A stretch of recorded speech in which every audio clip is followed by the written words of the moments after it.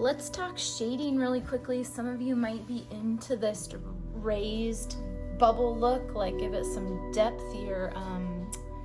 Your neurographic art, you might be into colored pencils for this or painting for this, and the principle is all the same. You start with a dark value or heavy pressure around the outside, and then you back off on the pigment. You lighten up on the pressure, or you add more water if you're doing painting, and you get a lighter value in the center. So as you can see, I've already completed some bubbles. I am going to zoom in on this bubble with this darker color.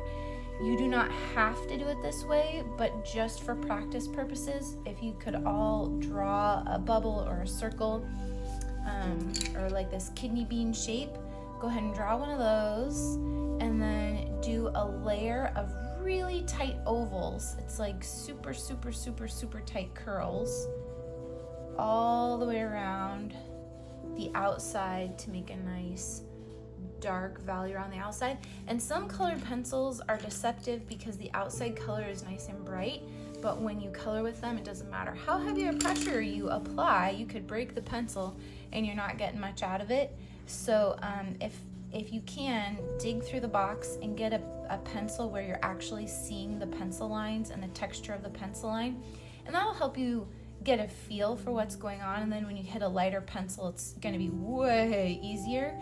So I'd go for a darker pencil right now. So I already did my first layer. My second layer is exactly the same shape. I'm doing these really teeny tiny ovals, but I'm lightening the pressure and I'm overlapping. So my second layer, lighter pressure, and then I am going to use some just normal strokes to kind of darken up the edges where that didn't get hit a second time. A little more oval to blend it. And we're not going to get out the blenders. I know you guys love using those and they are really nice tools, but we're not going to get out the blenders because I'd like you to learn how to get this effect without spending a ton of time blending. You're going to just blend as you go. Okay, so I've got my second layer. I'm going to do the exact same thing. Lighter pressure, overlap, teeny tiny ovals. And I'm barely using any pressure right now. I'm just trying to blend where I see that it's a little darker, then I go a little heavier to blend with that. Where it's lighter, I lessen up on the pressure. So there's round 3. Now right over here, if you want to nitpick, I can really see a demarcation line. So I'm gonna go back through and really spend some time blending right in here. See if I can get the value in between that dark and that light. And this is where illusion and magic can really come into play in your art. If you just spend a little bit of time, this is not a race. You do not have to complete 5 of these. Some of you might because you're just cruising and you love it, but I'd prefer that you spend time and complete one that you're really, really proud of. All right, so now my next layer is almost non-existent. I'm barely letting my pencil hit the paper. Barely. Overlap, ovals, looks really good. Let's zoom in so you can see. Do you see that? Just barely there. There's a tiny little strip in the middle that is white. If you want to, you could leave it white, and some of these colors, the yellow, I think I'd leave it a little white.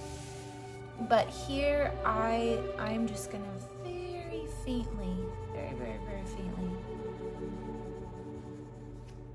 so that my lightest value is in the center.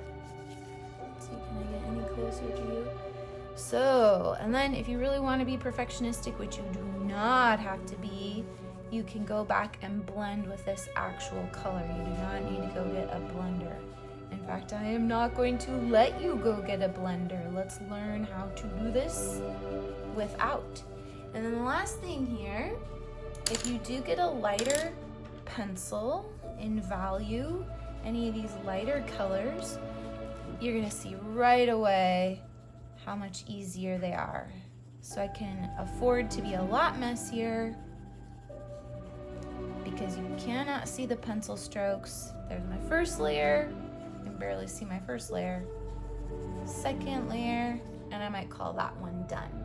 And on those lighter values, you can go in and really use heavy pressure around the edges because you'll never see those lines, but you will see the saturation of color. And there you have it, blending for your neuro art.